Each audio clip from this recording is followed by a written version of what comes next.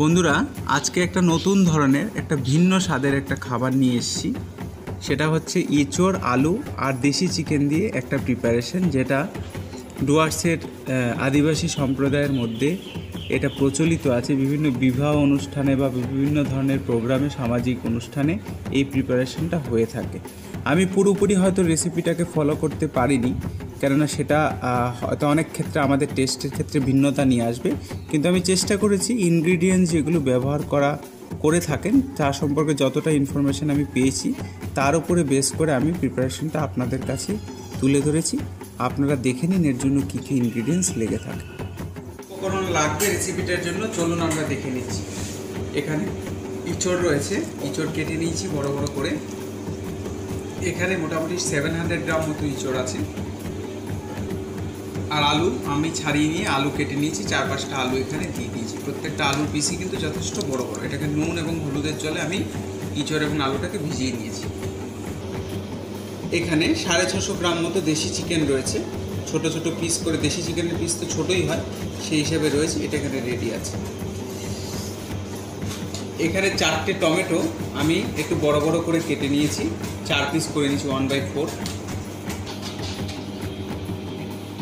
অন্যান্য উপকরণগুলো হচ্ছে জিরা পাউডার, নর্মাল জিরা পাউডার, ধনিয়া পাউডার, হলদি পাউডার, কাঁচা লঙ্কা কেটে নিয়েছি বেশ কয়েকটা, আদা রসুন পেস্ট এখানে 3 টেবিল স্পুন আছে, normal chilli powder, Kashmiri chilli powder, পেঁয়াজ 4টে পেঁয়াজ আমি জুলিয়ান করে নিয়েছি, পাতলা পাতলা করে কেটে নিয়েছি, বেশ খানিকটা ধনেপাতা চপ করে নিয়েছি। এই রেসিপিটার জন্য খুব ইম্পর্টেন্ট হচ্ছে এই ইনগ্রিডিয়েন্টসগুলো, যেটা এই রেসিপিতে ব্যবহার করা হয় এবং আদিবাসীরা তাদের যারা আছেন ওনাদের অনুষ্ঠানে এই জিনিসগুলো ব্যবহার করে থাকেন। সেটা হচ্ছে আপনার গোটা ধনিয়া, গোটা জিরা, দারচিনি, গোটা গোলমরিচ আর গোটা হচ্ছে আপনার কাবাব চিলি। এটাকে আমাদের শুকনো লঙ্কা, এগুলো আমরা রোস্ট করে এটাকে হামানদিস্তাতে আমরা একটু কুটে নেব। আর এটা দেখুন, এই পাতাটা দেখে রাখুন, এটাকে গরম মশলা পাতা বলে, এটা ওনারা ব্যবহার করে। এই পাতাগুলোর মধ্যে থেকে ন্যাচারালি গরম মশলার ফ্লেভার আসে। এটাকে আর কোনো কিছু প্রসেস আমরা যে গরম মশলা বানাই এলাচ দারচিনি সব কিছু দিয়ে, সেটা না দিয়ে এই পাতাগুলো ব্যবহার করলে এর থেকেই কিন্তু ফ্লেভারটা আসে। এই পাতাটা ওনারা ব্যবহার করে থাকে। তো আমি এটা ব্যবহার করব আজকে, কিন্তু এটা অত্যধিক ব্যবহার করলে কিন্তু খেতে পারবেন না।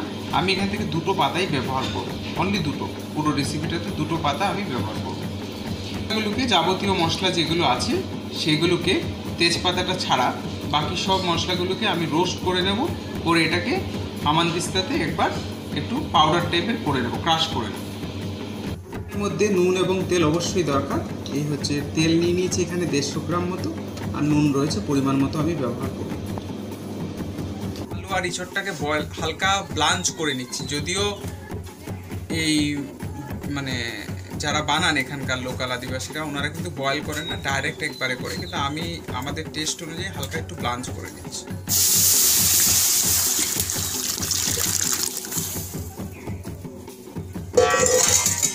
হলুদ জলে হালকা 5-10 মিনিট আমি এটাকে ফুটিয়ে নেব, যাতে কষটা বেরিয়ে যায়, ইঁচড়ের কষটা বেরিয়ে যায়।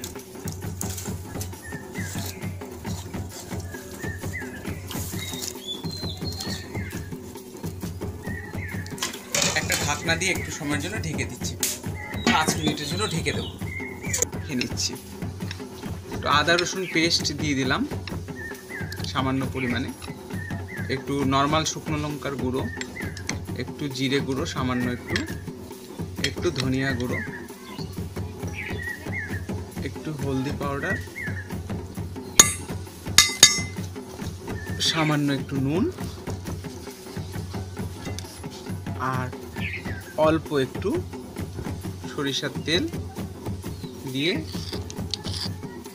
মেখে নিচ্ছি।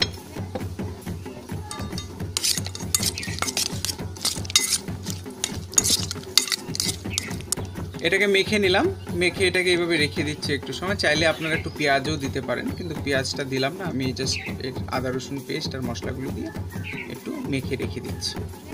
ঢাকনাটা খুলে দিয়ে ইঁচড় আর আলুটাকে বার করে দিচ্ছি। লাঞ্চ হয়ে গেছে, 5 মিনিটের জন্য এবার বার করে দিলাম।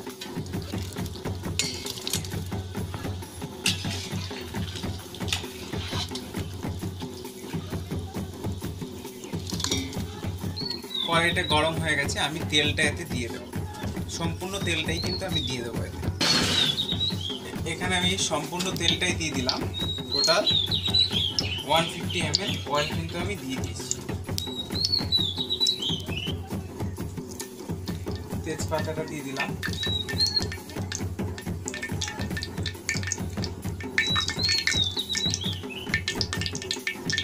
পেঁয়াজগুলো দিয়ে দিচ্ছি।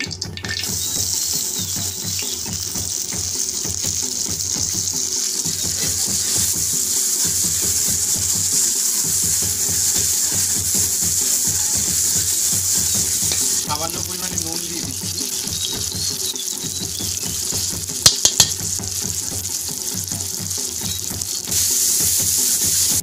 এবার আমি আদা রসুন পেস্টটা দিয়ে দিচ্ছি। টোটাল আমি 3 টিস্পুন আদা রসুন পেস্ট নিয়েছিলাম, 4 টিস্পুন। 1 টিস্পুন অলরেডি চিকেন ম্যারিনেশনে দিয়েছি, বাকিটা এখানে দিয়ে দিচ্ছি।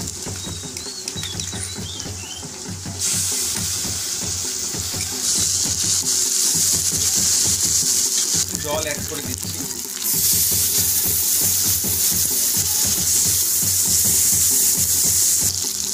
এবার চিকেনটা অ্যাড করে দিলাম।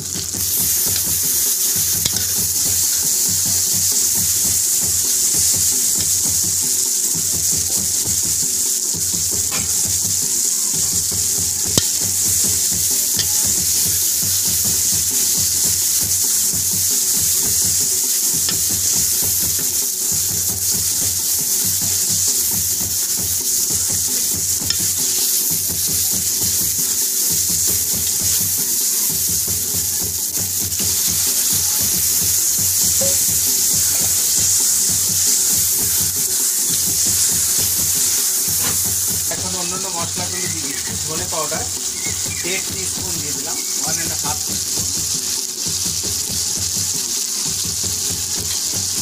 জিরে পাউডার 1.5 টিস্পুন।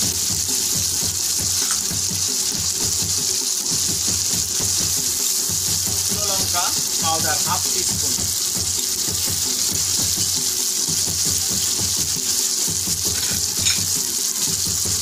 হলদি পাউডার 1 টিস্পুন।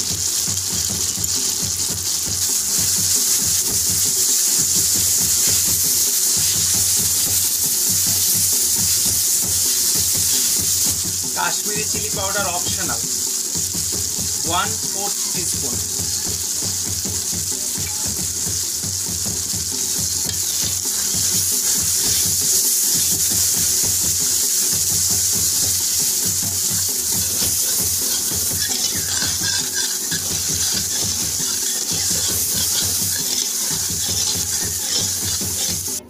অনেকটা সময় লাগে, আমরা বারবার জল দেবো, এটাকে কষাবো। আপনারা চাইলে দেশি চিকেনটা প্রেসারে 2টো সিটি মেরে নিতে পারেন, পরে ইঁচড়ের সাথে কুক করে ফেলতে পারেন। কিন্তু আমরা পুরো ডিশটাই কড়াইতেই বানাচ্ছি, কাঠের উনুনে বানাচ্ছি। তো আমরা এটাকে কষে নিচ্ছি এবং একটু একটু করে জল দিচ্ছি। এবার আমি এটাকে একটু ঢেকে দেবো।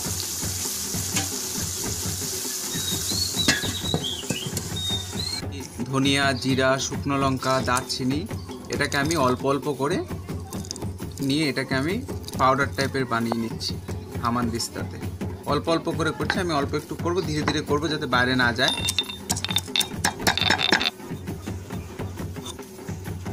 পরে ঢাকনাটা আমি খুলে দিচ্ছি। জলটা দেখুন মোটামুটি শুকিয়ে এসছে। মাঝারি হিটে এটাকে আমি কুক করছি। জলটা শুকিয়ে এসছে, চিকেনটা ভালো করে কষে এসছে, পেঁয়াজগুলো খুব গলে গেছে। এবার আমি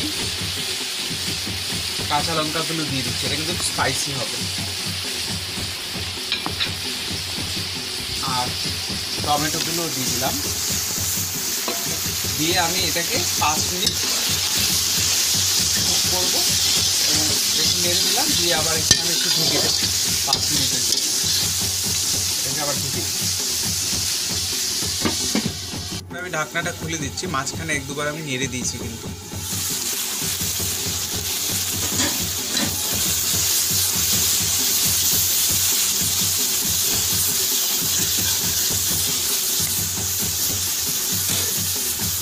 এবার আমি আলু আর ইঁচড়টা এতে দিয়ে দেবো।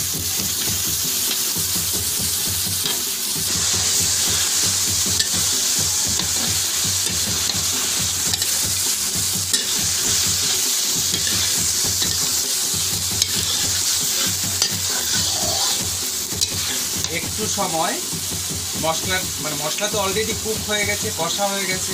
এবার ইঁচড়ের সঙ্গে এটাকে ইঁচড়টা দেওয়ার পরে একটু সময় এটার মধ্যে কষে নেব।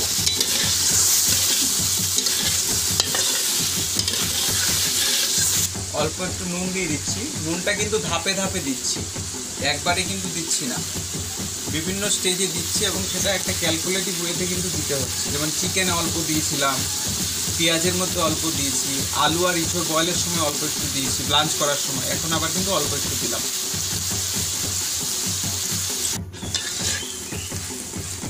এইভাবে আমি 5-7 মিনিট সময় কষে নেব। তারপরে আমি কিন্তু এতে জল দিয়ে ঢাকনা দেবো। আমি এখন কিন্তু কষে নিচ্ছি, তারপরে ফিরে আসছি। 5 মিনিট সময় শুকনো এটাকে মশলার সাথে আমি ভালো করে কষে নিয়েছি। এবার আমি জল দিয়ে দেবো। আপনাদের কষানোর সময় যদি জলের প্রয়োজন থাকে তাহলে অল্প কিছু জল আপনারা দিতে পারবেন। আমি এখন ঝোলের জন্য জলটা দিয়ে দিচ্ছি।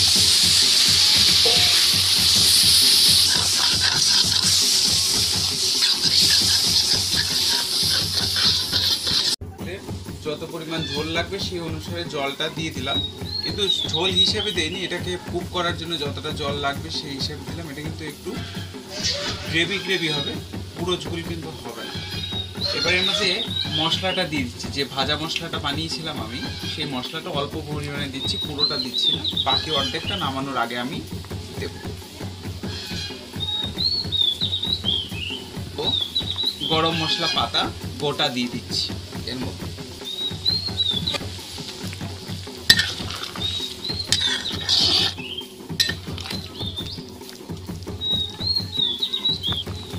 এবার ঢাকনা দিয়ে ঢেকে দিচ্ছি।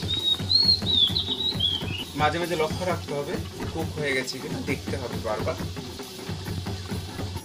প্রায় 20 মিনিটস পরে ঢাকনাটা খুলে দিচ্ছি। মাঝখানে দুবার আমি নেড়ে দিয়েছিলাম, কেননা চিকেনটা 60% হওয়ার পরেই কিন্তু আমি ইঁচড় এবং আলুটা দিয়েছিলাম। এটা আপনারা যখন প্রিপারেশনটা করবেন, চিকেনটা মোটামুটি বয়েল হয়ে গেলে চেষ্টা করবেন 70-80% হয়ে গেলে কোনো অসুবিধা নেই। দেশি চিকেন যেহেতু অনেকটা সময় লাগে। এখন আমি ভাজা মশলাটা যেটা বানিয়েছিলাম, ব্যালেন্স ভাজা মশলাটা দিয়ে দিচ্ছি আর ধনে পাতা দিয়ে এটাকে নামিয়ে দিচ্ছি। এটা কিন্তু প্রিপেয়ার হয়ে গেছে।